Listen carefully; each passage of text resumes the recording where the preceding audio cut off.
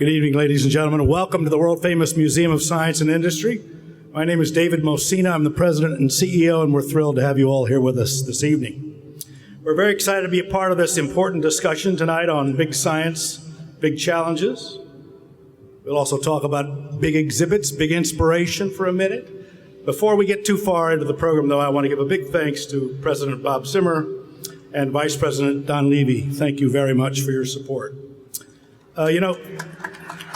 It's okay to applaud the president.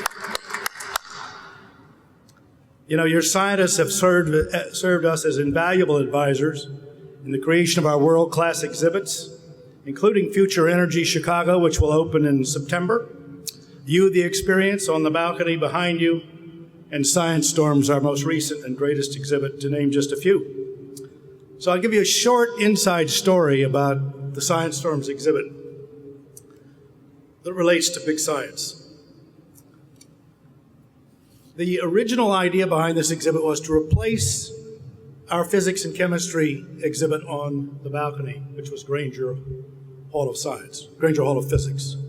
And we had a big advisory committee led by Leon Letterman, helping us figure out how we would create an exhibit about physics and chemistry that would be relevant and exciting to kids today.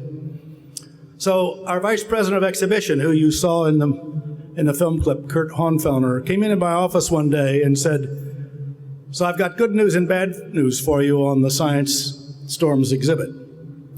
I said, "What's the good news?" So the good news is we are creating incredible ideas. They're going to knock your socks off. They are amazing, big. I said, "What's the bad news?" "They won't fit on the balcony." Okay. So I said, "Well, we can't do that. You know, there's a Christmas tree standing there 40 feet tall right now. We use that room for temporary exhibits. We have banquets there, et cetera, et cetera. We can't do that." He said, "Come with me down to the rotunda and let me show you a picture of what this could look like."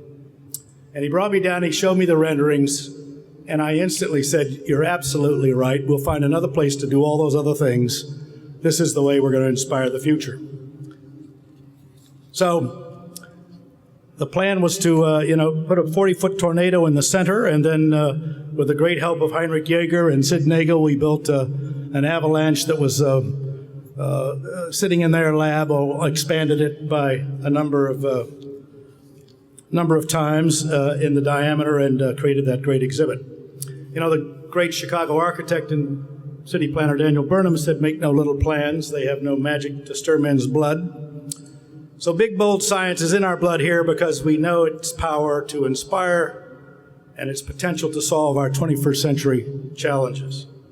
But of all these high aims and hard work are for naught if we fail at job number one, and that's reaching out to our community and the next generation, our future scientists and innovators, and getting them excited in science and engineering careers. MSI's unique outreach program removes barriers to science learning and inspiration. Through our education programs, MSI has expanded access, especially in underserved communities, to our fun, inquiry-based science. We reach kids at all access points wherever they are, through their teachers, their schools, their peers, their parents, and in their neighborhoods, community, and online. Just a few stats. More than 350,000 students visit us each year in school groups. We engage more than 20,000 students annually in cutting-edge learning labs throughout the museum. Our newest one is on Mission to Mars, which connects young MSI explorers in real time with working experts in actual Space Center at NASA. Our after-school science minors clubs for middle school and high school kids are in more than 72 after-school programs in the neighborhoods of Chicago, where we're teaching how to do science demonstrations for 6,500 kids a year in that program. And we teach middle school science teachers how to teach science in a program that is philanthropy-based, free for teachers. These are middle school teachers with no background in science. A big problem in middle schools across the country and in Chicago. 25% now of all of CPS's K through 8 schools have MSI-trained science teachers in them. So MSI is known for scale of our experiences, but we are equally proud of the scope of our impact and the stretch of our reach. We look forward to working with you on even more big plans in the days and years ahead, and we thank you all for all the work you've done with us over the past. And now at this time, I'd like to ask Don Levy, Vice President of Research and for National Laboratories at the University, to please come forward and introduce tonight's program. Don?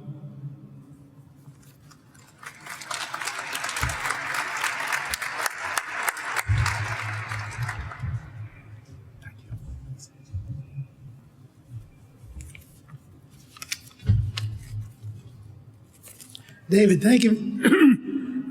Thank you very much. This is a terrific place to hold our discussion of big science and big challenges. The science is multifaceted, and one of the big facets is, as David said, and we heard from the video, is explaining what we do to the public who ultimately foot the bills, and the part of the public we really would like to communicate with, which are the kids who are going to be the next generation of scientists. We'd really like to show the excitement of science and actually the fun of doing it. For all we grumble, it's a lot of fun. And this place, the Museum of Science and Industry, really does a wonderful job at doing that. So I thank you, David, and your colleagues for helping us to exhibit science to the public who are our sponsors, after all, in the end. This is the 7th in this series of events which are meant to bring together 3 institutions, the University of Chicago, Argonne National Lab, and Fermilab.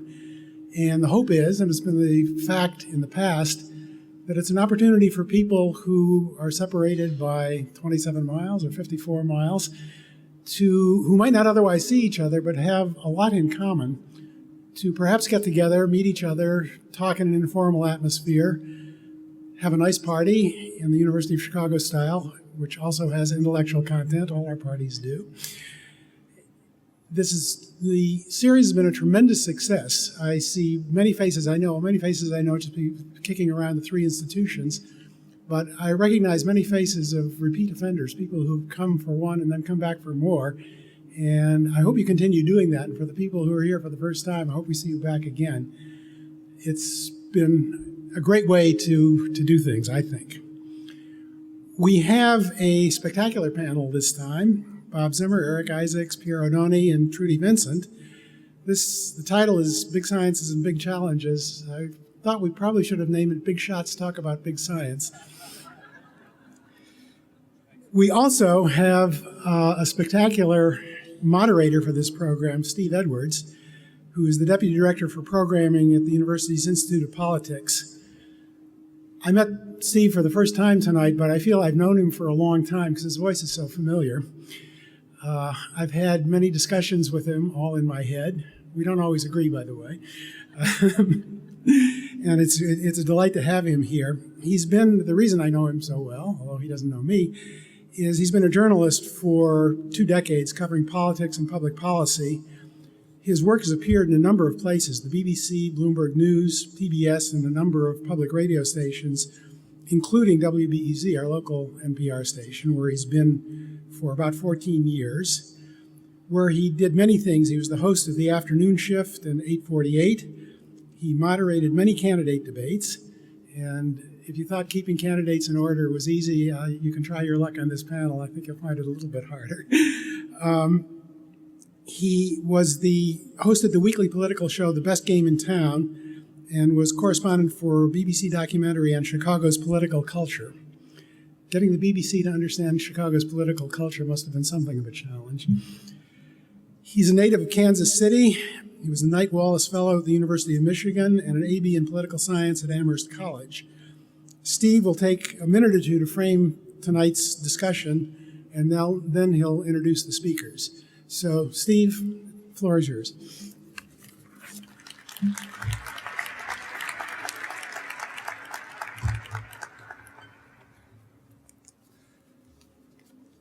Thank you, Don. Thanks to Dave and the Museum of Science and Industry for getting all of us here tonight for this conversation, which I'm delighted to be a part of, honored to be a part of. And I know it will be insightful and enlightening because at the core of this conversation lies not just questions of science or collaboration or funding or politics, but really questions about the essence of discovery. And as the astrophysicist Neil deGrasse Tyson put it so eloquently in his most recent book, Space Chronicles, discovery is the only enterprise that builds upon itself, persists from generation to generation, and expands human understanding. And with that in mind, given the intellectual firepower in this room tonight, I thought I'd begin by highlighting an excerpt from an article that one of our panelists and my esteemed colleague at the University of Chicago, Trudy Vincent, was so kind enough to share with me recently. And I wanted to share it with you tonight because I think it accurately reflects the subtleties and nuances of the public conversation that surrounds scientific research in the United States today. It comes from a highly regarded, esteemed, peer-reviewed academic journal that I'm sure many of you are quite familiar with. It's known as The Onion. And the headline reads, "Scientists ask Congress to fund $50 billion science thing." Dateline, Washington, D.C., top physicists from several major American universities appeared before a congressional committee Monday to request $50 billion for a science thing that would further U.S. advancement science-wise and broaden human knowing. The scientists spoke for approximately 3 hours about the complicated science machine, which is expensive and large and vital in some big way. As you can see on the diagram, the giant machine creates science. Scientists make sure the machine's on-off button is switched to on. Parts of the machine begin to move, at first slowly and then rapidly. A lot of science begins to generate. Many things light up. Sounds of thunder happen. And yes, step 5, science ends. Of course, this story indicated the complexities with funding from Congress. Many people raised concerns about the $50 billion price tag, some saying that it wasn't worth it. The chairman of the committee responded, though, saying, in defense of this, said, "While expense is something to consider, I think it's very important to have this kind of scientific apparatus because in the end, I have always said that science is more important than it is unimportant." So I wanted to share that article with you because in classic Onion fashion, it does, right? It does so tellingly reflect much of the public conversation that surrounds big science today. And tonight we're hoping to improve that conversation with you. We'll be taking your questions as well. We want to talk about the lack of public understanding, the lack of Washington funding, but we also want to go beyond it to understand the way in which scientific communities can and should be thinking about things like communication and collaboration and competition when it comes to these questions. So we'll talk about what's at stake for all of that tonight, and we're honored to have a remarkable panel. Their full biographies and impressive accomplishments are contained in your program. So without further ado, allow me to welcome to the stage now, and gentlemen, if you'll please come on up, Robert Zimmer, President of the University of Chicago. Trudy Vincent, join them as well. Trudy Vincent is Associate Vice President for Federal Relations for the University of Chicago. Piermaria Oddone is the Director of Fermilab National Accelerator Laboratory, and Eric Isaacs is Director of Argonne National Laboratory. Please join me in welcoming all of them to the stage tonight. I wanted to jump in first with you, Eric, by having you give us a sense of what you think about when you hear the term big science. Okay, it's a lowball, easy question. Can I get, so first of all, I want to thank Dave Messina again for hosting us. It's delightful. And also Steve, I repeat what Don just said. I've heard your voice for years, and it's delightful to finally meet you. Actually, and in that vein, can we put his figure back up? Because I'm going to start by talking about that. It was perfect setup. About that slide? Yeah. Put his slide back up. So this is really what big science is about. What probably you don't know is that probably 80% of the audience knows exactly what this is. It's a picture of ITER, which is the International Thermonuclear Generator, which is now being built, originally at the cost of about $5 billion, now at the cost of about $10 billion, escalation, also typical of science projects. But the most important thing about the big science here is it really is a big idea. And the big idea is to do something which we've dreamed of for many years, which is to harness the power of the sun. That's a big idea. Can we actually create fusion and confine it in a way, and then use the power or the heat generated from that confined fusion, taking tritium and deuterium, mashing them together and making power. So this is really what I would define as a great big idea. It happens to be a big machine, but it's driven by a big idea. So that's what I would define as big science. And of course, Pierre will tell you about other big ideas like the Higgs, in which you also have to build very expensive machines to do big science. But I'd also like you to think about big science in another way as well. So this is big science. It's a big idea driving a big machine.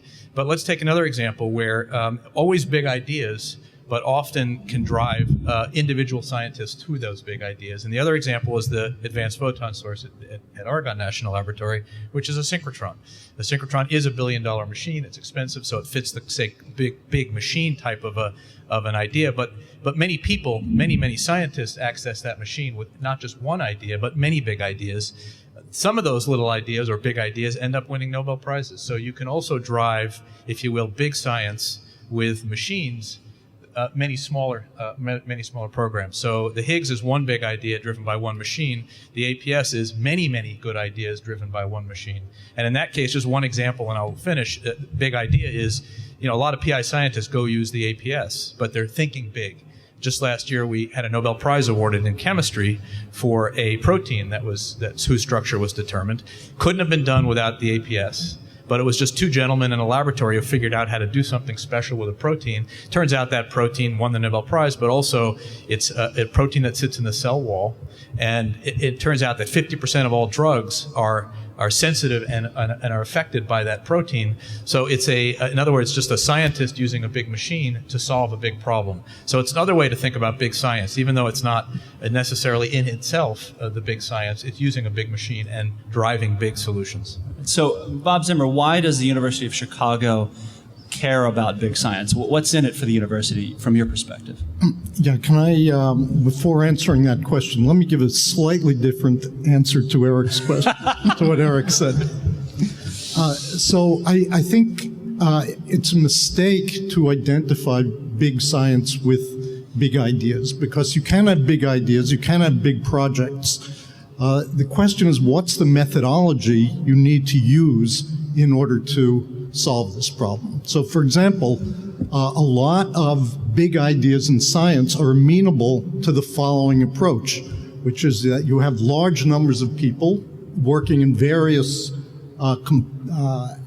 aspects of this problem because they are driven to understand it, and there's a certain kind of self-assembly.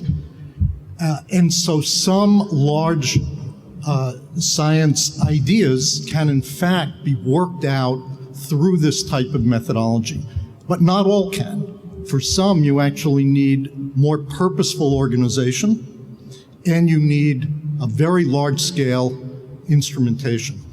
So while I agree with Eric's description in general, I just do want to add the nuance that big science, I would argue, is a methodology, when appropriate, for addressing big ideas, but it's not the only way for addressing all big ideas. It's the only way to address certain big ideas. And now, what did you ask? And thank you. My question is, from the perspective of the University of Chicago, as president, this university has had a long-standing commitment, not just to these two laboratories, Fermilab and Argonne, but to a whole series of research happening in all different fields. Why is the university interested in quote-unquote big science? What's in it for the university? Well, ultimately, our business is understanding and education. Science is a big part of that, and you want to be able to participate in the most important science problems. Some of those, again, can be addressed through this smaller, let's say, individual work that self-assemblies into a larger body of knowledge and understanding. And there are some problems that you can't address that way. And it's fundamentally the university's desire to be engaged in the most important problems of our times. That means we want to be able to do both. Well, and Pierre, just thinking about the two models, in essence, that Eric and Bob have laid out here in terms of the kinds of projects and the kinds of collaboration.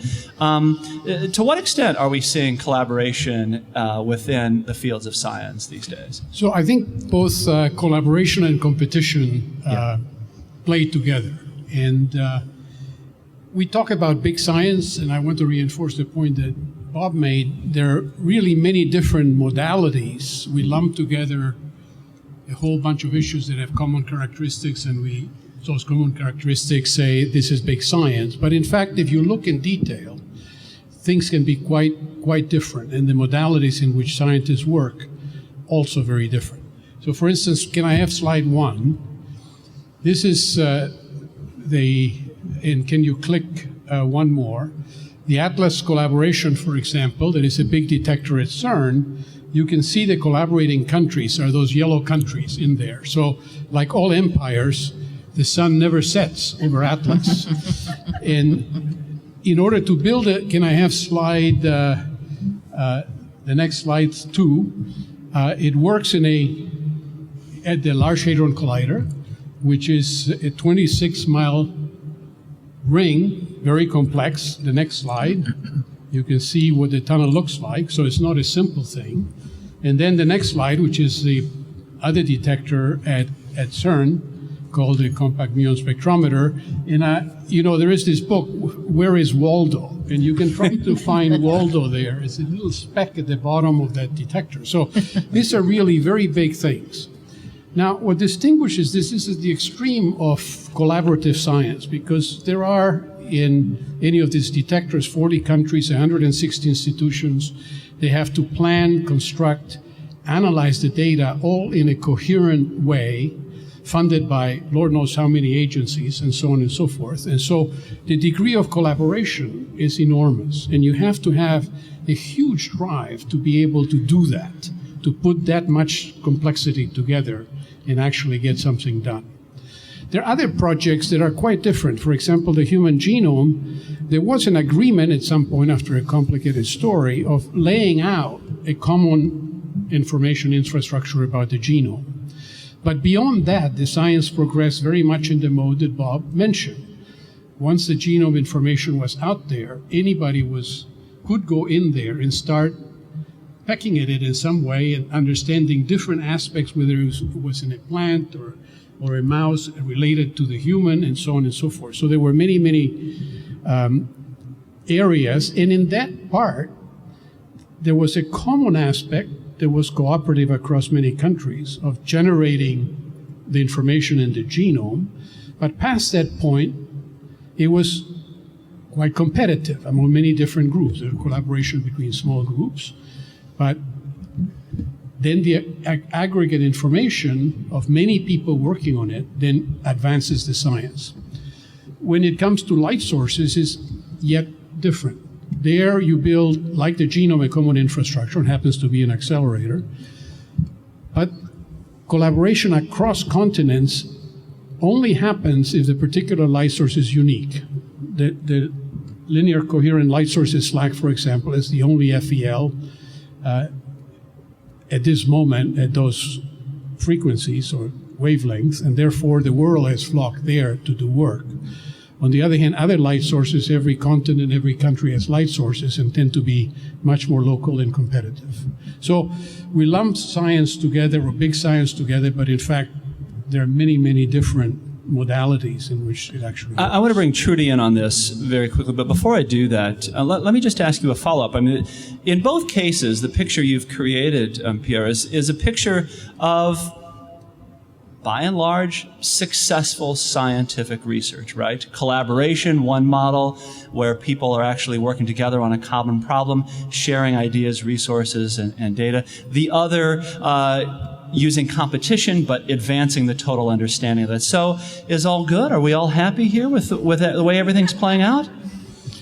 We're all happy when we're doing science. Let me maybe make one comment about that. Yeah. We're all happy, as Pierre said. So just so everybody knows. So we can just wrap this up early. Well, there are too many people who depend on us being happy, so we're going to be happy. But the real question is when you do talk about these programs at scale, and we're talking about, we talk about what's beyond even the LHC, and we talk about even what the next Human Genome Project may look like. It is a big scale. I mean, it's a huge scale. And so if you reel back, and maybe this will lead into Trudy's conversation, 20 years in this country, we had a great economy, we had best education system in the world, I think still we do, and best industrial complex in the world. We were able to almost try everything. And I think one thing that has changed, and the question has come up and we have to address, is strategically, can we still afford to do everything? And it's a positive statement to say that China is basically trying everything. But the question I'd address to Pierre, I mean, we're talking about the International Linear Collider, which is really what's beyond the Higgs. And is it necessary for all large projects in the future to be international collaborations like ITER is, like the LHC is, like you describe, even some of the light sources are now international collaborations because the scope is so big? Or do we say, well, this country can only do 1, 2, and we'll let 4 and 5 slip to foreign country? Now, it's not a bad thing if the science gets done and we're all having fun, as you say, but it's a strategic question that I think we need to address as leaders. Well, and how do you see those ramifications if it's not done collaboratively or if it is internationally? Well, I mean, there's only one Higgs, so in my opinion, solving the Higgs on an international collaboration is a very good thing. It's not a bad thing. You might not say the same thing about things that drive economic development. If you do talk about the work that goes on at a synchrotron or at a free electron laser, a lot of it, one could imagine, will drive economic development. It'll develop new materials for energy, develop new ideas for telecommunications that might have a competitive bent to them, even a political bent, right? Since the U.S. has invested billions of dollars in the accelerators, et cetera, that go into big science. So we could also ask the question, where does it make sense to, I think you asked the question, where does it make sense to collaborate? And how do we think about it strategically? And where does it make sense to compete? Well, and I want to get to this funding piece, but one other thing on this very point. In the video that opened this, there were allusions to the way in which other countries, particularly China, are advancing, and the growth rates in investment in science are running at 5% and 10% a year, far outpacing the investments in the United States right now. As you look at that situation, especially Pierre and Eric, what impact does that have on your ability and your colleagues' ability to really be a part of the most important questions and the most important research right now? Right. Of course, there are two things that you have to look at. One of them is the total amount of funding invested in research in a particular region or country, and the other one is the rate of change, and both are very important. I think we're still, in many areas, the place that invests the most in science. Certainly in biology, for example, the NIH budget is equal to the sum of all biological research in the rest of the world. So we cannot say we're not funded.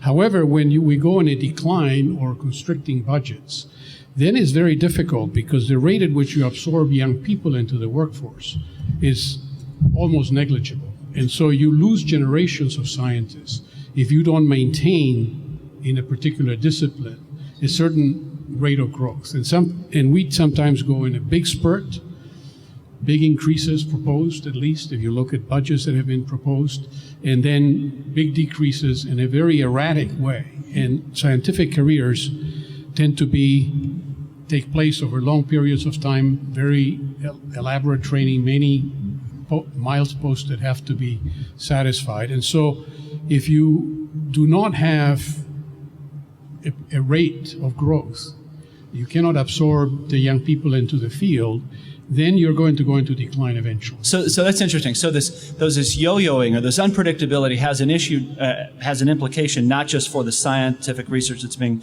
done now, but the future scientists who are coming into the field. And that leads me naturally to Trudy, who's been waiting patiently. And help us understand what's been happening to funding for science over the last few years. How would you characterize the climate we're in on Capitol Hill right now? Sure.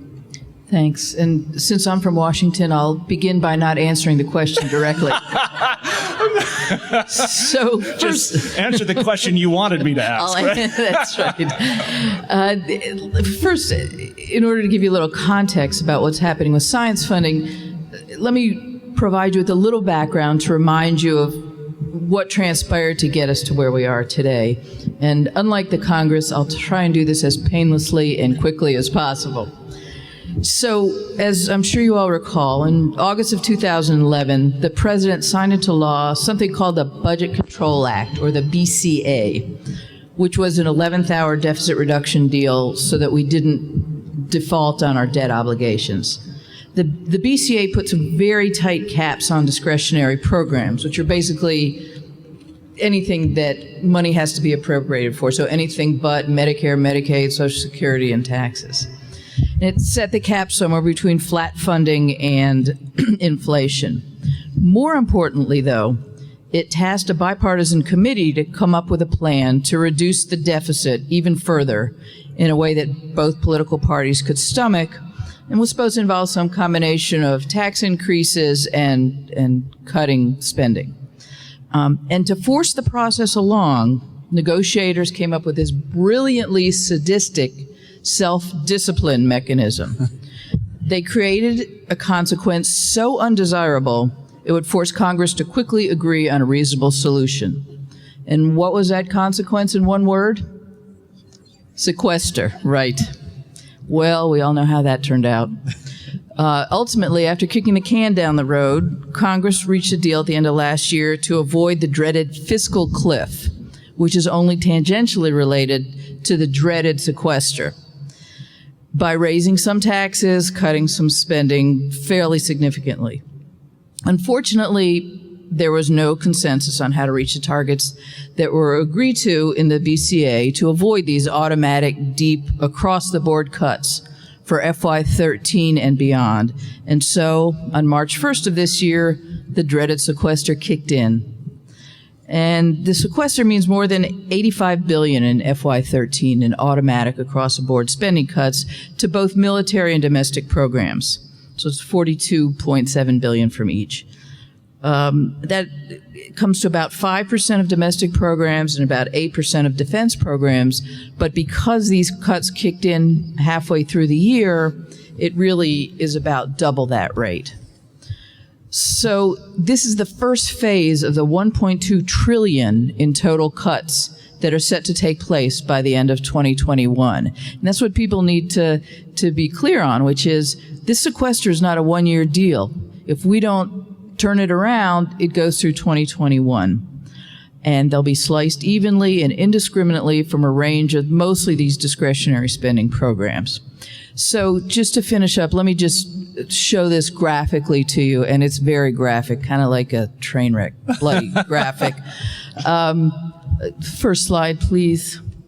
So this slide is not about science funding specifically, it's the context of sequestration. So what this gets to is all domestic discretionary spending, which means both defense and non-defense. And you can see by looking at this slide that on the left-hand side, if you can't see it from the back, is the percentage of GDP in 2012 that this domestic discretionary spending takes up. The green dotted line across the top is our historical average of spending on domestic discretionary programs. You know, I could go through specifics about how these numbers are going down, but basically you can take a look and see what the trend is under any scenario, basically. The easiest scenario is just these original BCA caps. That's that purple line.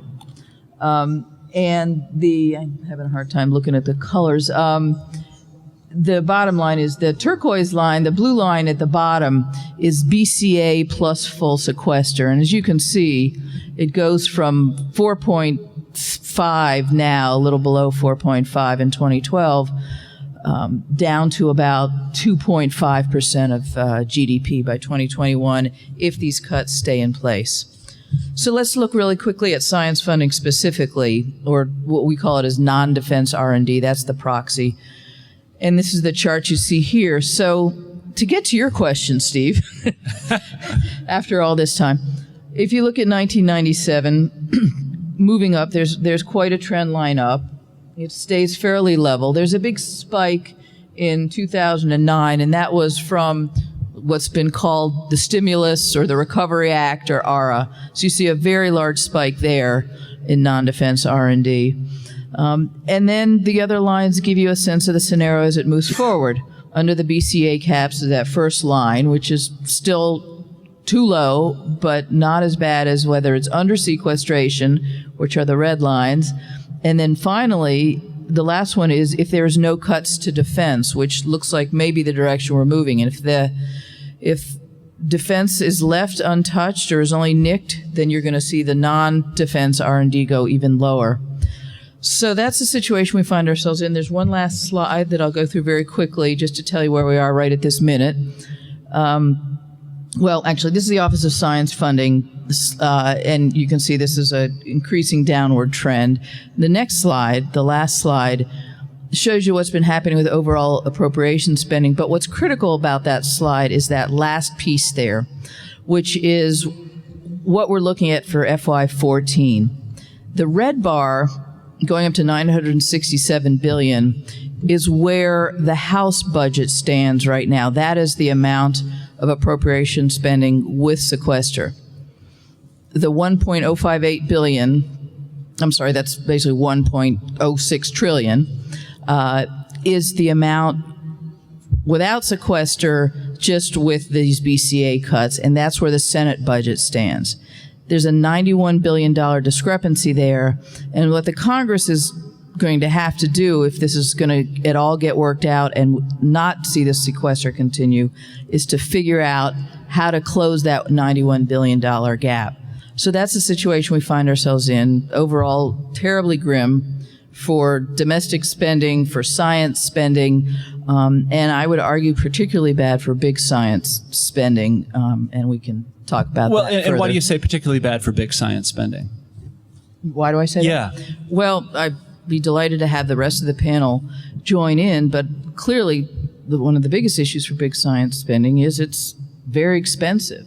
At this moment, the Office of Management and Budget is requiring that any big spending, new start big spending, be paid for up front. So if you have a 5-year project, you have to pay for all 5 years up front. Congress has to pay for all 5 years up front or it won't get started. This is where big science is really going to get hit because there's not the level of funding available for big science. And there's a lot of other reasons as well, which we can talk about, one of which is basic science is harder to justify to people for whom that science machine is even too complicated to understand. The idea of explaining basic science versus cancer research or any sort of easier to understand research is a very difficult thing, especially with a big price tag attached. Well, and I want to flip this. I would imagine that there's lots to critique in terms of the membership on Capitol Hill, their appreciation for the value of big science. What about, as somebody who spent a long time on Capitol Hill, what about those who are appealing for funding from Congress? What are they not effectively communicating about the importance of these kinds of projects? As somebody walks in the door and says, I want to meet with the senator.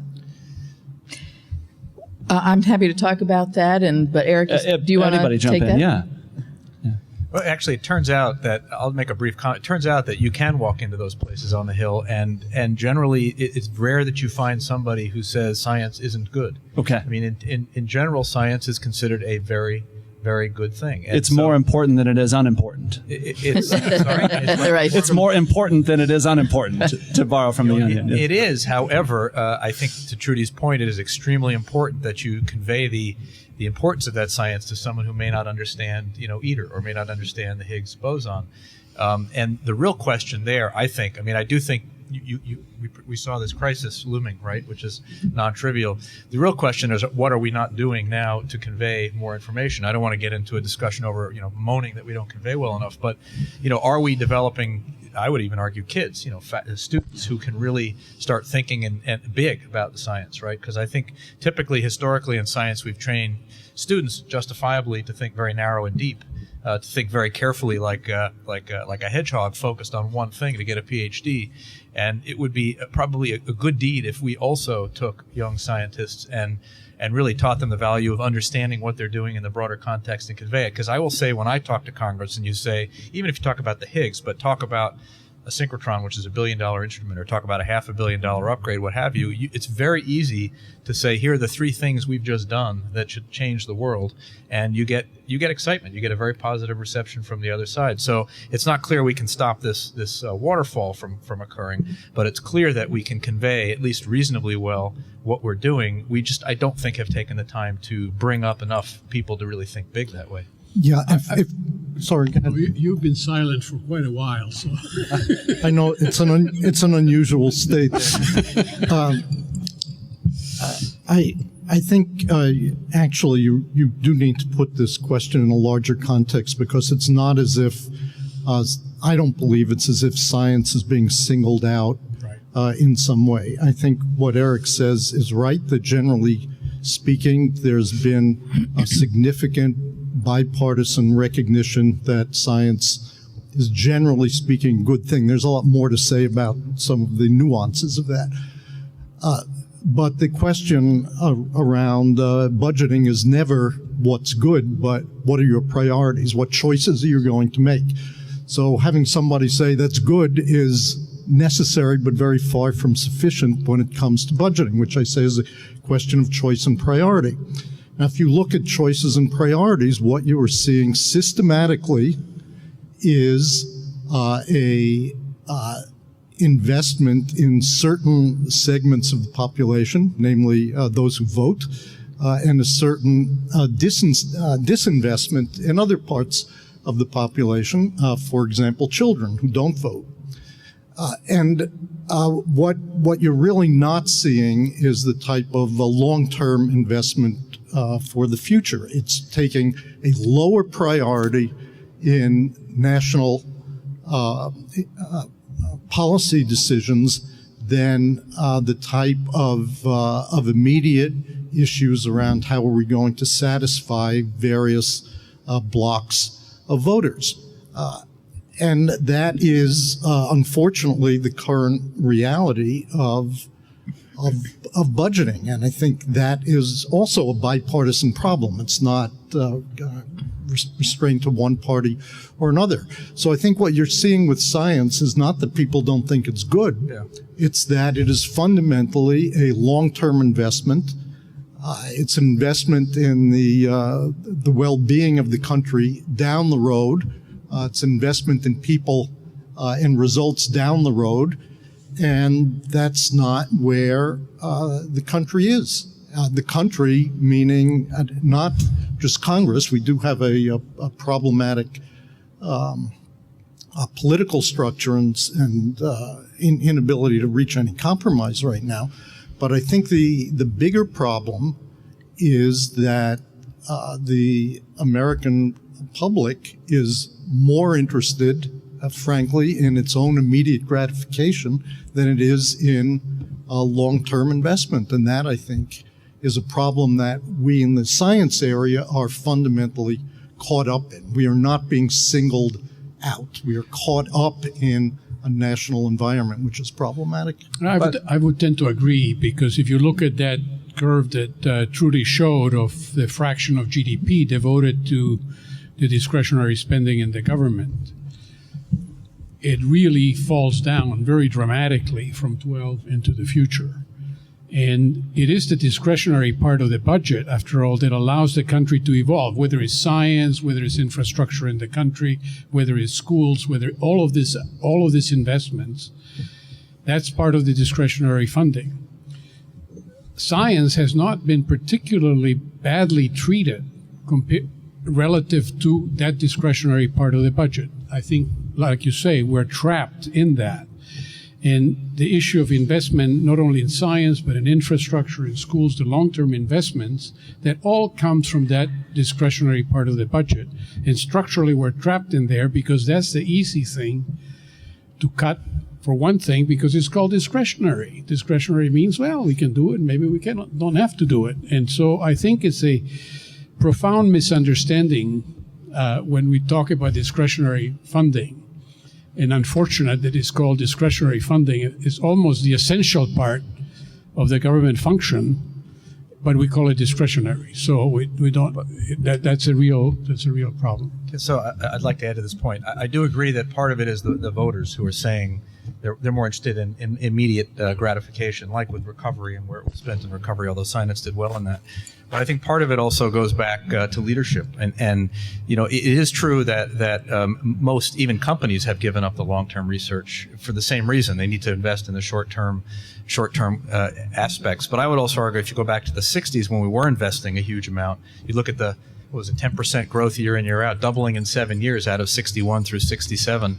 There still was, the population, I don't think there was focused on big science other than maybe big emergencies like getting to the fact the Russians got to the moon. But I do think there was leadership. I mean, we had a president who was willing to go out on a limb and say, we've got to get to the moon. I'm sorry for using such an old example, but that's the last time doubling happened in the science budget, at least in physical sciences.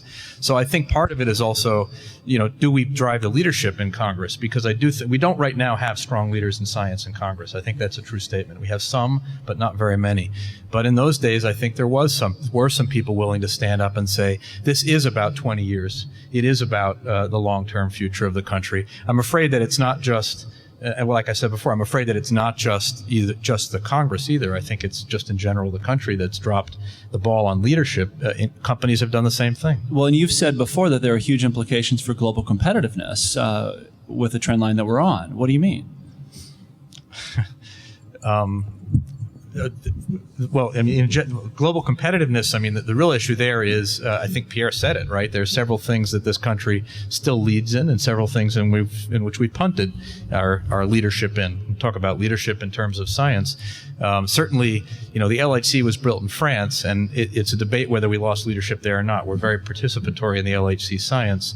But there are certainly other areas that we're very quickly going to lose leadership in, including areas like material science, where places like China are just throwing a lot of resources at it.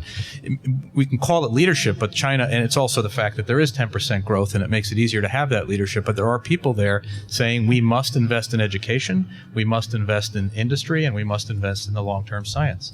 And I don't necessarily hear that. I realize we're in a very severe budgetary crisis right now in the U.S., but even in that crisis, there isn't the voice of leadership, I think, saying exactly the things that we're talking about here. All right, so let me bounce this down to Trudy. Let's just for the sake of argument, leave aside the current political realities for a moment and take up this leadership question.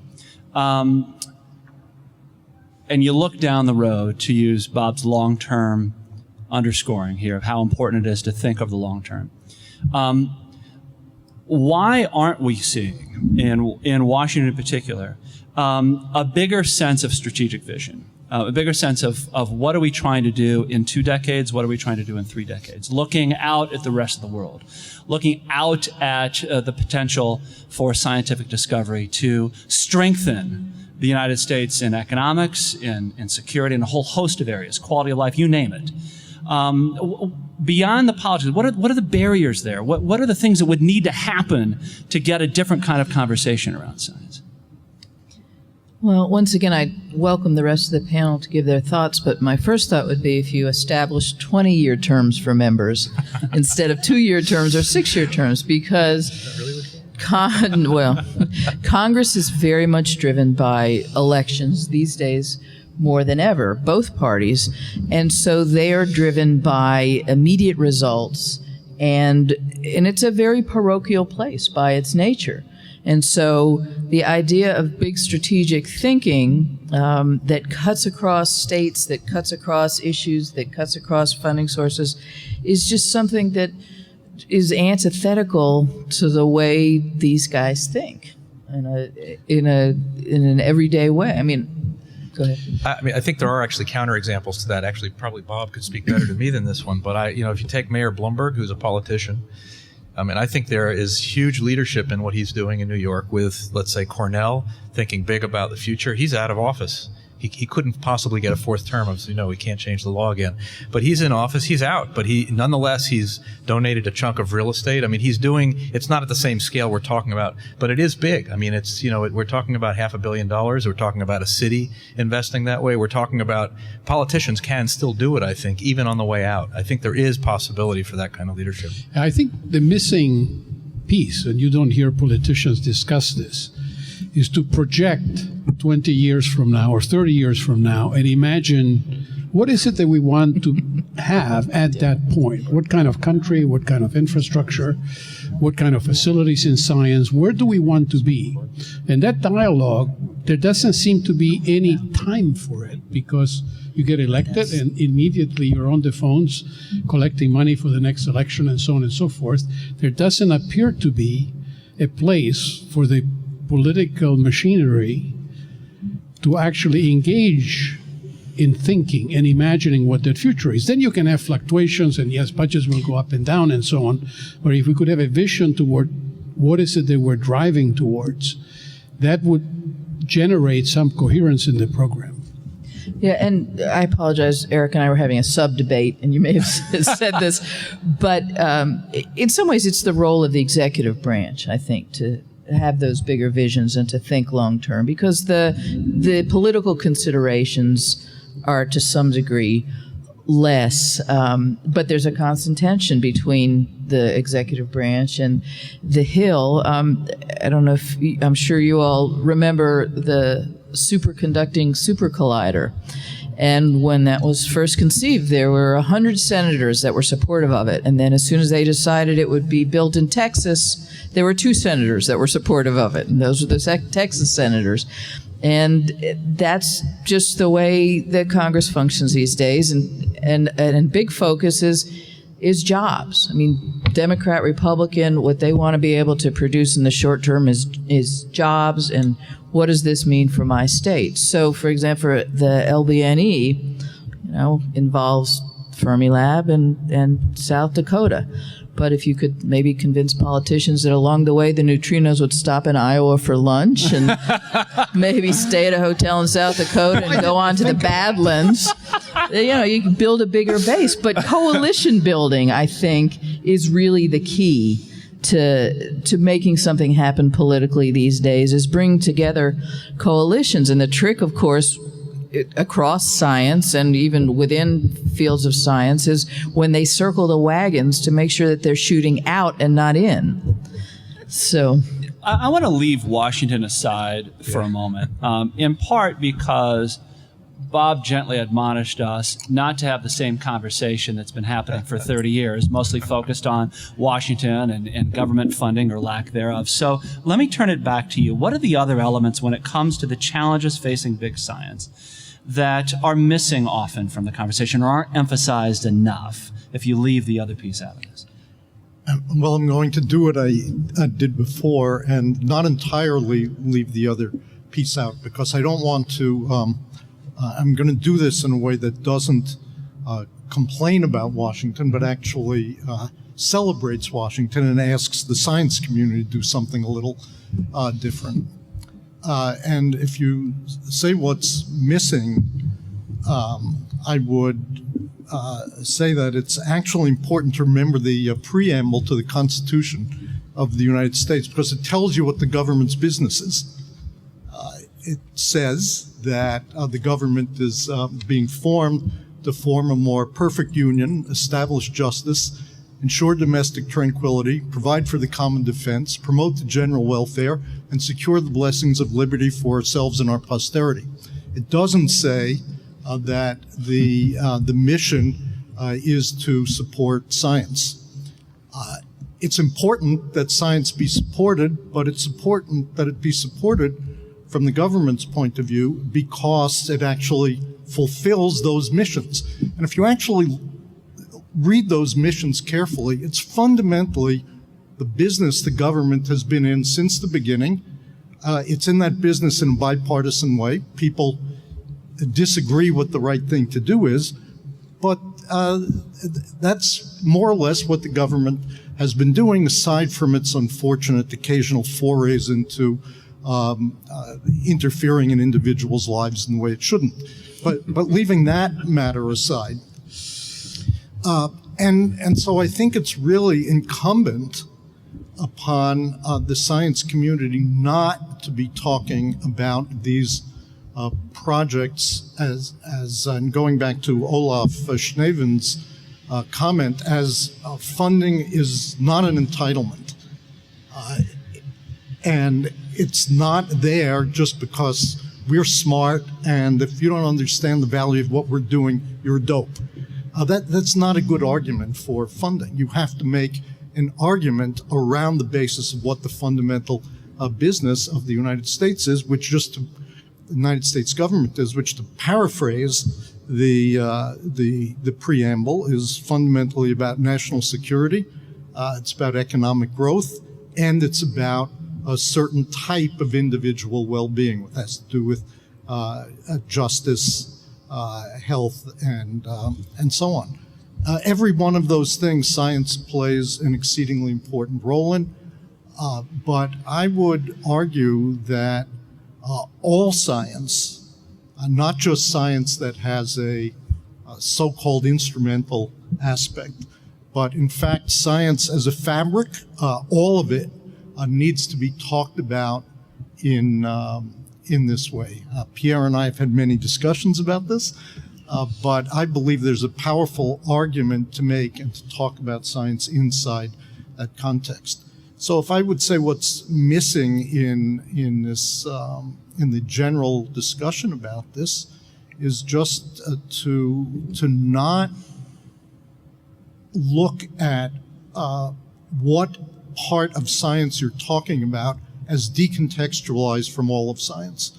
Every science project you're doing, every big science project you're doing is actually a piece of a fabric of science that's been going on for a long time and needs to be thought about that way and talked about that way. And I think there's a hugely powerful argument. If you look up at these names, you see a Leeuwenhoek's name. I don't know how to pronounce the Dutch, so somebody will correct me. But, you know, again, this guy looks through a microscope and sees some stuff, and, you know, what good is that? Well, it turned out to be useful. And it's not an accident that fundamental science turns out to be useful, and because it's part of a larger fabric. So I would just say that we need to take full cognizance of this when we talk about it, and it's a matter of creating the right context for the discussion. Pierre will now disagree. No, I completely agree with you. I think that that's clearly something that one needs to do in terms of the benefit of the country and what the government is about. You can imagine and do a thought experiment of a country that says, gee, you know, we take care of our present needs of health or making sure people have enough to eat and everything else, and there is always a balance, and we invest almost nothing in science. But we have a pretty good time right now, as opposed to a country that says, well, we're not going to provide all those services, but we're going to overinvest in science. So it's an interesting thought experiment, a country that underinvests in science and a country that overinvests in science, and you propagate it for 30 years. And if you ignore for a moment, you know, other external factors. External factors and the populace rebelling because you're not putting enough food on the table or something like that. In fact, a country that overinvests in science, you can, with fairly high degree of confidence, predict will be way ahead in the future. And I think that's that the quality of life benefits will accrue by virtue of the there is a tension between the present consumption, if you wish, and what you invest in order to develop a more prosperous future. And it's in that context that you argue that science fits in what Bob was saying as part of all the things that the nation needs to accomplish. But a nation that doesn't invest in science or that restricts the investment in science well below competitors in the world is going to find itself in real trouble down the line. And again, I think to make this case effectively actually requires all of us as scientists to put what we are doing in a fuller context. And I think this is when you ask me about the challenges of science itself and the way scientists think about it, I would say that if we can put ourselves in a position in which we are actually thinking about what we're doing in a much bigger context of science as a whole and how it's going to have an inevitable impact over time, rather than this is my project and this is why it's so good and this is why it needs to be funded because it's really important to me. I think you create both a intellectually richer argument and you create a more effective argument. But don't we also have a system that incentivizes the former approach to some degree, in terms of grants, in terms of career competition, achievement, even the academic promotion? Ranks. I would not say that's necessarily right. I think You certainly need to be focused on your project, but that doesn't mean you need to think about it in a decontextualized way. And I think that is the issue. You take almost any fresh PhD, you ask them to talk about what they're doing, and they give too narrow a talk. It's almost inevitable. Yeah.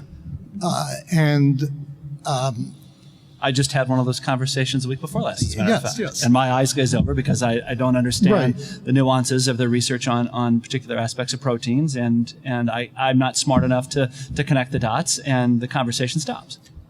So I just think that while for grant funding and so on, yeah, of course you need to be focused on what this is, because it's going to be read by other scientists in a peer-reviewed way, and the question they're going to ask is this work significant, and so on, and they're going to be looking at it in that way.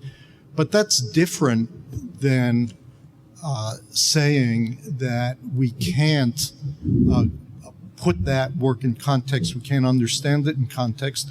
And I would argue it's an intellectually rich thing to do, and I would argue that it's actually better for people to spend some time situating their own work in a larger context. But I also think it can be more effective as an argument. Eric, you're championing a bit over there. I was just going to totally agree with what Bob just said. I think the one thing we fall down on is we don't teach I do think it's true that PhDs are forced to be very focused and very narrow. You come out of a PhD and you spend the rest of your career being very focused and very narrow. So we have a choice here. We can either do what Bob did. We can try to get everybody to think, how is what I am doing broadly applicable, or we can think about what we can do better to train our students better to think more broadly about what they're doing. Because I do think, to be honest, and I think everybody, certainly the three of us got our PhDs. When I came out of my PhD, I was extremely narrow, and I don't think we do a service to our young folks. And even the folks I talk to on a daily basis, I talk to them. I'm a physicist. Half the time, I don't understand what they're saying. So I think the real question here, maybe Bob can answer. I mean, how do we start thinking about training our students to think in, this T-shape, as I'd call it, a very narrow, deep way, which you have to do to be a great scientist, but broadly so that you can put in context the great science you're doing. And either talk to someone in the elevator, or talk to your parents, or talk to the world about how important it is. And I think that's what we've kind of failed at some level to do very well. And I think we should take as leaders responsibility for doing some of that. And I think that's just one aspect of it, to make sure that as scientists we put our own work in this broader context. But a whole bunch of individual scientists putting their own work in the context that Bob discussed is important, but I don't think it's the job done. I think there is an aspect that is collective, is really the community of scientists understanding this as a community and making that argument coherently. Because I think individual arguments, it's an important part, because individuals need to understand that they are part of this whole. But until the community as a whole comes together to argue this, with leaders like Bob leading it forward and charging and explaining what the community has to do, it will not happen. And why? I mean, I take from your response that it's not happening enough now. So as you see this, why isn't that happening enough? What are the causes, the factors that impede that? Part of it is what Bob referred to. I think we're all trained to be in our own silos and make our own case and look at the science in a much more narrow way. So you've got the individualized focus. So there is the individualized focus. Changing that is going to help. The other part has to come from the top, of leaders in the community that try to make this case and try to actually put forward the community's view with support from the community. It has to first be understood by the community. But just to stay with this for just a second, and this brings Trudy's graphs back into play. So in an environment of limited resources, both financial and otherwise, and in a desire to continue to pursue the projects that you are passionately engaged in right now, where you truly believe that there are deep insights to be gleaned and work that you want to see continue. All of us are going forward, applying for grants for our projects to continue, and 3 out of the 5 are going to get funding. I mean, and I also wonder, from a strategic standpoint, how do we know that we're choosing to invest in projects that are going to have the best benefits for science, for society, and so forth. It seems to be that's a complicated piece, isn't it? It is a complicated piece, but it's always been complicated in that sense. For example, when you launch a new program, let's say in the multi-program labs like Eric's, often the labs come together to push for the idea of having a program on a particular subject. When that program gets established, because it made sense collectively to have a program like that, then labs do compete to get their piece of the action. And one lab on batteries, together with a bunch of other labs, won a competition, but there were others that wanted funding in that area. But the group came together initially to create the broad opportunity within which competition isn't bad. There will be winners and losers on individual things, but collectively, the case was made that we ought to have a center to really focus on batteries. So can I comment on that? Please do, Eric. Just because of this specific point. I mean, actually, to your point, you know how hard it was to find a leader for that activity? So, I mean, one of the challenges we have is we have very few leaders in our community. There are several sitting out here.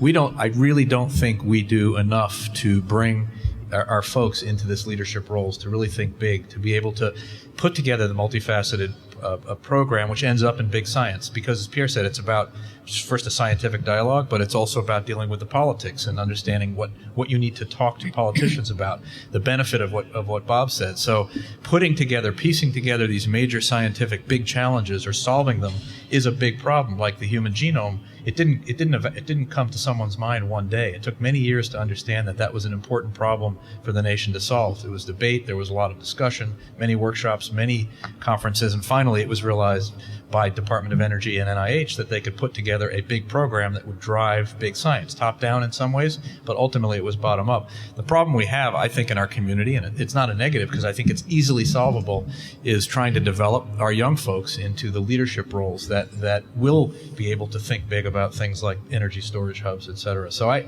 do think that we lack that in our community. Scientists tend to be, more than others, maybe more than lawyers even, they tend to be very focused and narrow. Just because of the way we're trained, but there's no aptitude. There's no saying that there's not an aptitude for that kind of leadership and breadth.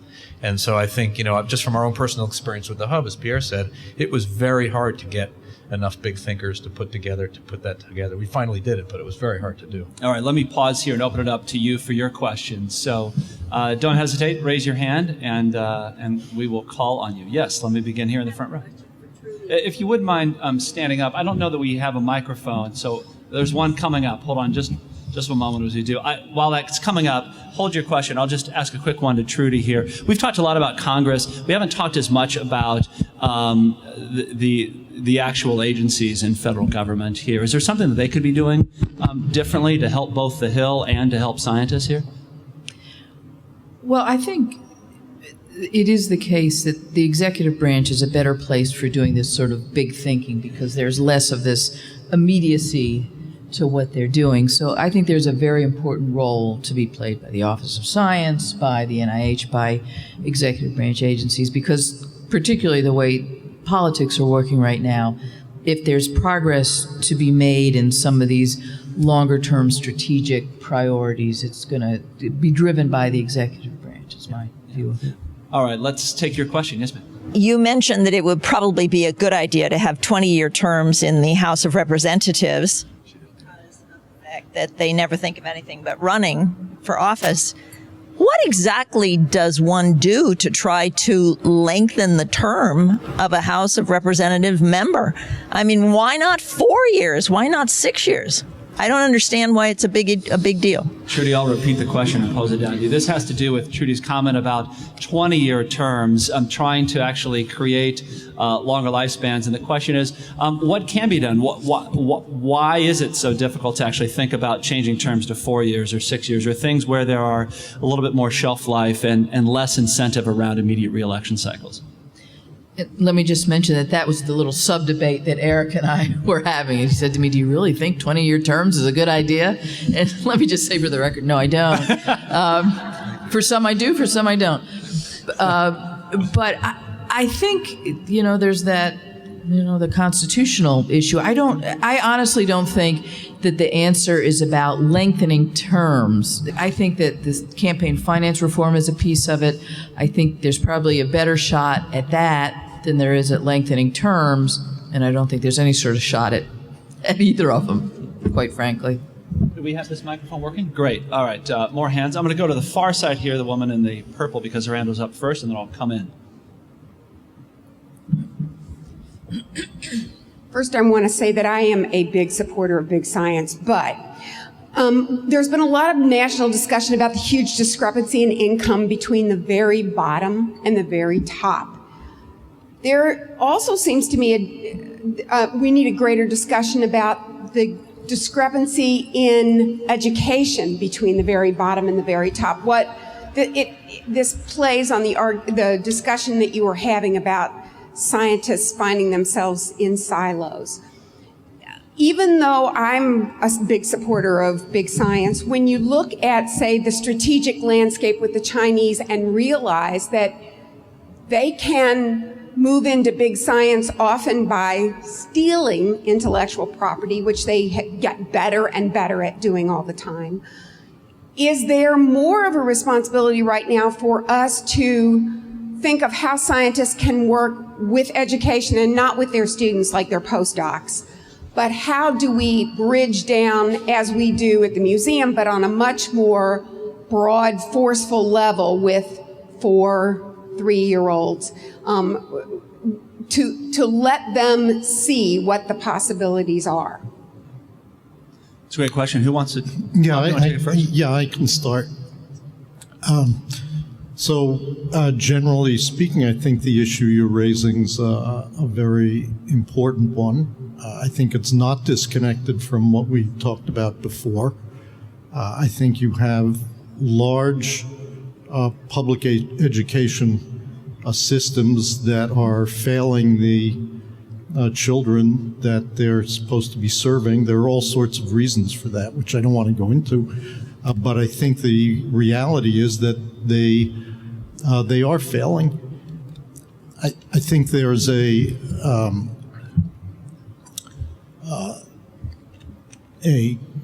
set of things one can do to improve this. I think that there's a lot of work being done to do it. The University of Chicago is very involved in this in multiple ways.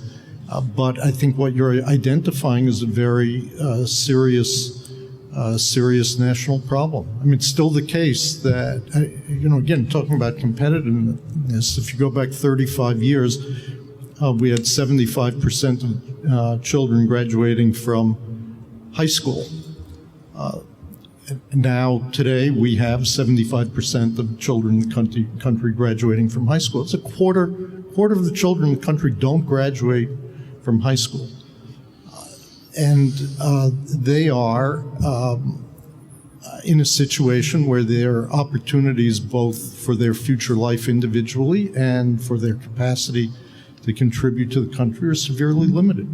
So I totally agree. I think, again, it's a situation that goes way beyond science. I think science is an important component of education, but I think we're failing fundamentally to take care of a whole collection of children in the country in terms of their basic education, including their science. Let me ask a follow-up that relates to that as we get to the other end of the spectrum, as we get through high school and into college. Michelle LeBeau, who was quoted in the video we saw at the outset, also in her interview in preparation for that video, said that she fears that we're, as a country, that we're really at risk of losing our edge in cancer research, and that we're losing top scientists to other countries that are investing in big science and in team science. Pierre and Eric, is that something that you fear or that you're seeing as well? Losing scientists coming out, and related to that, not enough capacity in the STEM fields? So first I'd say I don't fear losing capacity. If you look at Argonne, it's a very international place, and we actually do continue to losing talent. Yeah, hire people from all over the world. Okay, so first and foremost, actually, we do extremely well on an international basis, and we're thrilled to have people from China, from India, from Europe, from the UK, so that we do very well in that. What I think I worry about is actually the problem of the feeder for the future. U.S. kids growing up and getting involved. I mean, not even graduating high school is a disaster. After that, not getting a science education. You hear this complaint all the time, and certainly we are, interestingly enough, we're looking for ways to, to start, looking at, say, in the city of Chicago, there are many bright kids who don't quite make it. But if we can help them get through K through 12, it could be tremendous feeder for both women and minorities in this country, which have been underutilized, I think, in many ways in science. How we do it is a question that's beyond my capability of understanding, but certainly I'm not afraid of international influx, but I'm afraid that we don't have the feeder. That'll be the topic for the next event that we do in the series. All right, more questions. Can I just add one comment on this, which is I actually think it's a good thing that there's more science being done around the world, and not a bad thing. Yeah. I think the idea that China is investing heavily in science and doing a lot, and the same is true of India, I think all this is good. And I think the more science that can get produced in the world, the better off the world's going to be. The way we should be responding is not that we don't want other people doing science or we're worried about it. We should celebrate that they're doing it. But we should recognize that we are in an increasingly competitive environment, that competition, in fact, makes us better if we respond to it, that competition's actually good and not something to be afraid of. So I think it's a good thing. It doesn't make me fearful, but it does highlight the fact that we have to be responsive to it. Great point. Let's take the question here, and then I'll come to the back.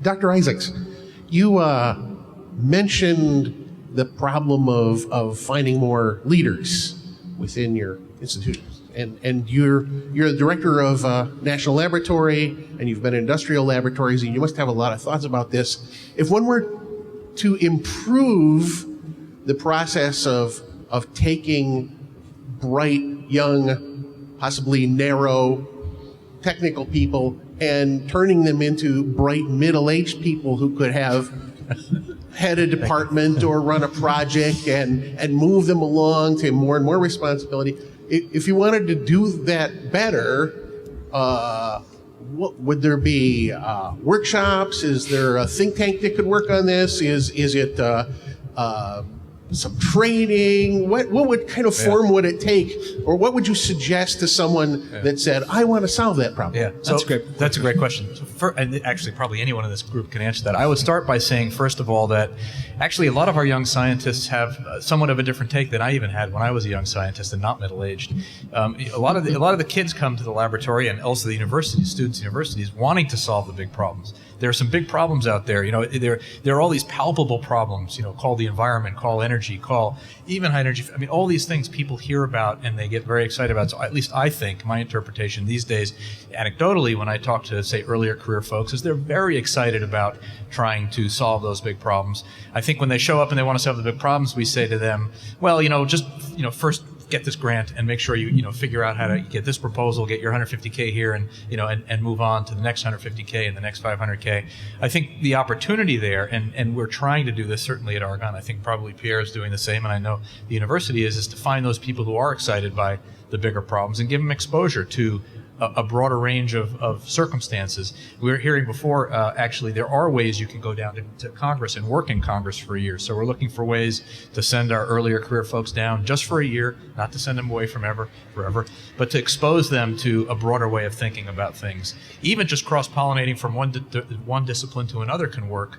There are many ways to think about getting just these kids who have these eager minds who really want to solve these big problems involved in multiple types of activities. We tend traditionally not to do it. I will tell you, traditionally we tend to stick someone in a room and say, go conquer, this piece of science, and they tend to do that.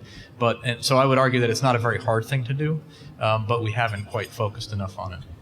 A lot depends also on how the discipline is organized, because I would argue in particle physics, for example, where we have these very large collaborations, kids who come in immediately are exposed to working in team science, of taking leadership for a particular part of the program, see other leaders and how they do. And in fact, I would argue that we haven't had, within the discipline, much of a problem getting a number of leaders to promote the field. of course, it's all within particle physics. It's not leadership in a broader context. But Well, and if I understand your argument, the other piece of that argument, that you don't see that in evidence as much in other disciplines. many disciplines are fragmented, where it's a single PI with some postdocs and so on and so forth. And what the labs are good at is about team science, bringing together various teams. Young people get incorporated into these teams. They take responsibility. They get mentored. They move ahead. And very quickly you see the talent, those people who can actually get people, motivate people to work, get results done, and so on and so forth. Becomes very obvious who are the people with that talent. And do you think the team model that you described in particle physics would work equally well in other disciplines, around other projects? I think one has to think carefully about that, because not all other disciplines are organized like that. For example, if you look at historically, and this is a particle physicist's view of biology, so I have to be careful here, but historically, you look at particle physics, we're doing these enormous things, and yet the budget for particle physics is 3% of the budget of the NIH, and you don't, other than 3%. Yeah, we're at sort of $700 and some million compared to 30 billion. So the size of the agency and the size of the funding for the field doesn't determine the scale of the projects. The NIH does a huge number of very small projects, what Bob was talking about. And it's the nature of the discipline. And so people will be more narrowly focused on single things as opposed to trying to put a global program together where, our students and postdocs work with 40 countries, trying to put a big detector together with pieces built all over the world that come together and all fit and work. So it is too easy to say that other disciplines could learn from that, because the discipline is so deeply organized in a different way. Eric, I think you were... Okay, fine. Let's go to a question here. You had a hand up in the back. Yes, sir. This is something of a historical comparative question. When I think of big science and the University of Chicago, the first thing that comes to mind is the Manhattan Project. So I was wondering if you could say a little bit about how different big science in the University of Chicago is being conducted now from when it was in 1945 or earlier. Bob or Pierre, do you want to take that? Well, I suspect both of my colleagues to the left are actually in a better position to answer this than I am, so I'm going to let them answer. Well, I'm going to delegate. So, if you look at the Manhattan Project, that was really big science. I mean, I don't think we've tackled a project of that scale. I think even going to the moon, which was a very large project, may not have been as big as that one, where the whole country mobilized. And if you look at the expenditure that was made at that time and projected to what it would be today, I think it was of order billions of dollars then, and you get to multiply it by 20. So we haven't really done something of that scale. And of course, it was the launch of big science. There was an issue, a problem to be solved. I don't think the University of Chicago was doing big science at the time, the way we define it now. I don't think big science and team science really existed. It was mostly funded privately. The NSF didn't even exist. And so people like Lawrence and others who were probably doing the biggest things were going around to private donors to get science funded. So I think the value of science for the defense of the country in this case became very obvious with the Manhattan projects, and it was a crisis. And a huge amount was invested with very large teams of scientists, many laboratories involved at Oak Ridge, at Berkeley, Los Alamos, at Argonne. And so I think other than the Manhattan Project, I would say largely there was no big science at the time. Let's take another question. Yes, right. Oh, we'll wait for the microphone to come up the aisle to you. I want to raise a couple of issues. One of the things is, as far as big science is concerned, one of the dangers, of course, of not being able to do things here and say that, well, these big science projects have to be international, global, and let's do it, wherever, at CERN, in Europe or in Japan. The problem is eventually we will lose the ability to be able to do that. We will not only lose leadership in terms of doing it immediately, but in the long term, it has a much more detrimental effect. I mean, people now who have been doing the, these big science projects, especially in particle physics, now we are willing to go abroad, go back and forth and do these things, but eventually the younger generation will actually move wherever the facility is. They'll move closer to where the facility is. So we will lose talent. And it's also possible that we will not inspire the new generation of kids to go into this. So there is a danger that in these frontier physics fields, which are really important, I mean, if you think about it, the synchrotron, light source and all that actually came from particle accelerator and particle physics research, so these have been transformational for other sciences. So if we don't do that, then eventually that transformational, transmission to other sciences will stop. So that's one of the things I wanted to bring up. The other thing I wanted to just propose, since we have heads of 3 premier institutions in the Midwest and many of my colleagues from those institutions here, is that I think, we have enough intellectual force here that we should try to develop and nurture an intellectual and innovation ecosystem in the Midwest, so that eventually we will have enough entrepreneurs and other technological aspects developed here that will further nurture the projects that we want to do in this region. All right, so 2 questions there. One about the Midwest, the other about really science, a culture of science, sort of begetting future scientists. Who wants to weigh in on those? Eric, do you want to take the first crack? Well, there are a lot of different layers in that one. Yeah. Actually, maybe I'll take Trudy's approach and answer a question that you didn't quite ask. One thing I will say, though, the innovation ecosystem is an interesting point, and I think I don't want to get into a whining mode because Bob doesn't want us to, but I think one of the things we have lost in this country is manufacturing. And I do, when you talk about big science in the old sense, it actually could start with individuals with single ideas, but roll up into whole economies, whole manufacturing economies. If you actually look at a lot of the students going out of universities, a lot of our postdocs leaving the laboratories, they actually go to industry. And a lot of people who will go into physical sciences, even high energy physics, will end up in industry. And what I worry about actually even more than not having the big machines in this country is not having an ecosystem that includes industry, manufacturing, materials, et cetera, that's all part of that ecosystem. So I don't have an answer for that, but I'm just saying that I think your point is very well taken.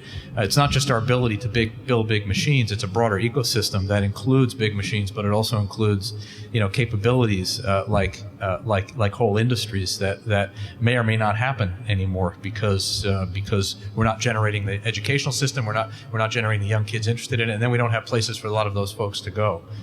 So I think it's a danger. I'm not saying it's gone, but it's a danger. I know there was the recently created Illinois Science and Technology Coalition. Your 2 labs are part of that. Other universities are involved. What about the Midwestern piece? What's the opportunity? What are the prospects for strengthening this region and the ecosystem here?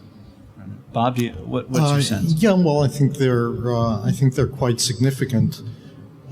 First, one has to be a little careful because there's not a university in the country of any scale. There's not a city in the university of any scale that doesn't look to Stanford and MIT in the Bay Area and 128 and say, hey, let's do that. And so, provost draws and mayor's draws are all filled with reports written by people to say, let's do that. So just aspiring to it and saying we have be a great idea is a useful step, but it's not sufficient. We've actually spent a lot of time thinking about this at the University of Chicago, particularly in conjunction with Argonne, and I think as things develop, we would certainly hope to incorporate activities at Fermilab, though I think that hasn't been as active a conversation for maybe the obvious reasons. But what we feel is our, so as we started thinking about this, we had to say, well, what is our comparative advantage in doing this? In fact, the Polsky Center for Entrepreneurship at the Booth School has been actually very successful. It's one of the leading entrepreneurship programs and business schools in the country. This is for MBA students who actually are taught how to think about this. They've started companies that in the last decade have raised $250 million in the open venture market. And what we are working on right now is what we've been calling Chicago Innovation Exchange, which is designed to bring the power and experience of the Polsky Center in business formation together with Argonne, for example, and the energy hub that was referred to, with our medical school, with the Institute for Molecular Engineering, and then to expand that outward, which would include as relevant and things from Fermilab and maybe other institutions. So we're actually believe there are real opportunities here, that we have some genuine advantage because of the success of the Polsky Center and the Booth School. And of course, you see other things happening in Chicago simultaneously. So I think the area has demonstrated more potential within the last few years than it might have been thought to have. I think we're going to see a lot more, at least we certainly intend to do our part to see if there's a lot more. The ultimate level of success and how much traction it gains over what period of time is an experiment, and we have to see the results of the experiment. As we wrap, I want to get each of you thinking a little bit more about the future and specifically some of the projects that you're excited about. But let me bounce it down to Trudy. And you've described the current environment and also given us some trend lines that would be concerning for those who are seeking funding, particularly around big science. Give me an alternate view, though. What's the other possibility? If in fact, do you see wins that could potentially come together in the next few years that could change this dynamic we're in right now, this funding dynamic, this political dynamic? Well, I see things getting worse for small science as well. Does that?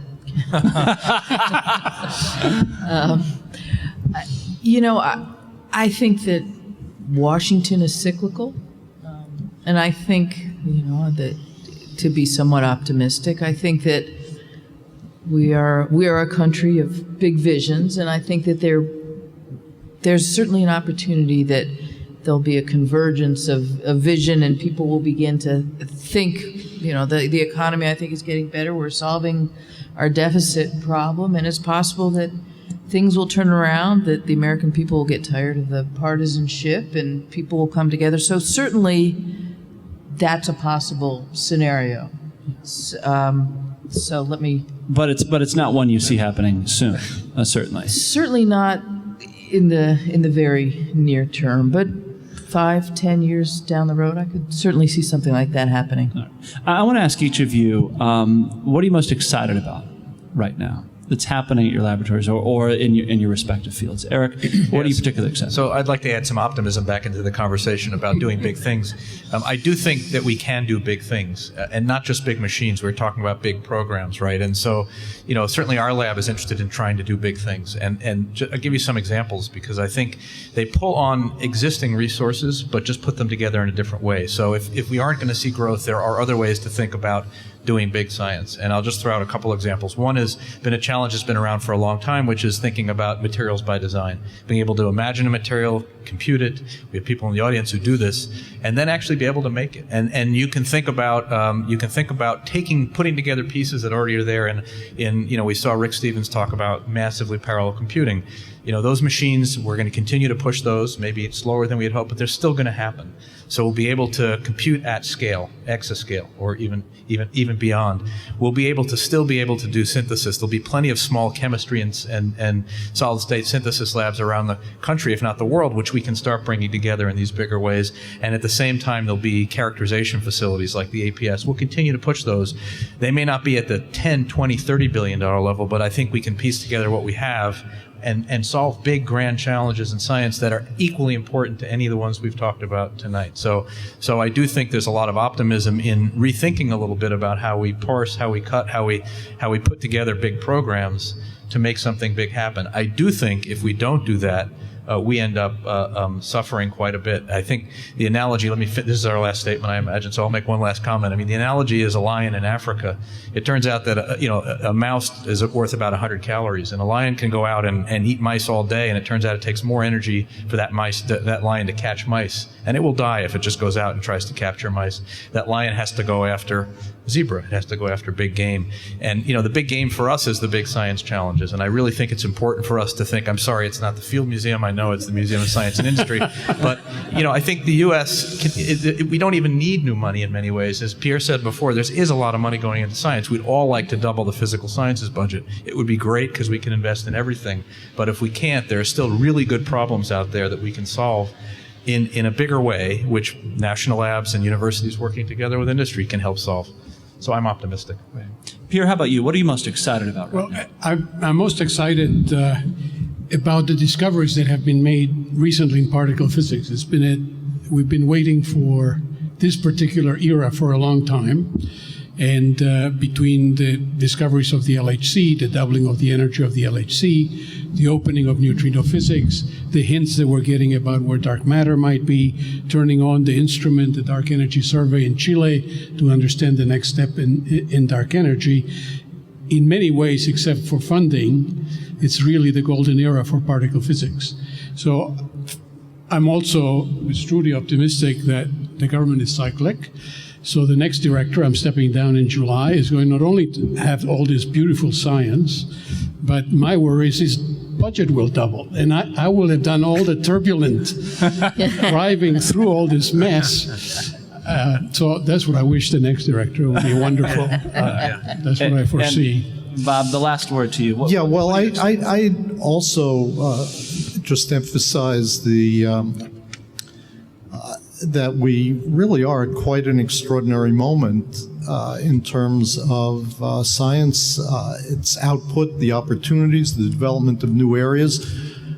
And I also think there is a lot of money flowing to science. We've talked about a lot of problems, but I think the importance of talking about problems is not to bemoan them, but to get clarity about what they are.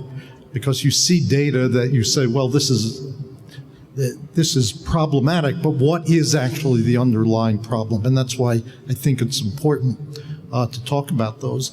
But I also see the government's support of science as bipartisan, long-term, and generally speaking, quite consistent. I mean, at a macro level, there are fluctuations for sure, but that's to be expected.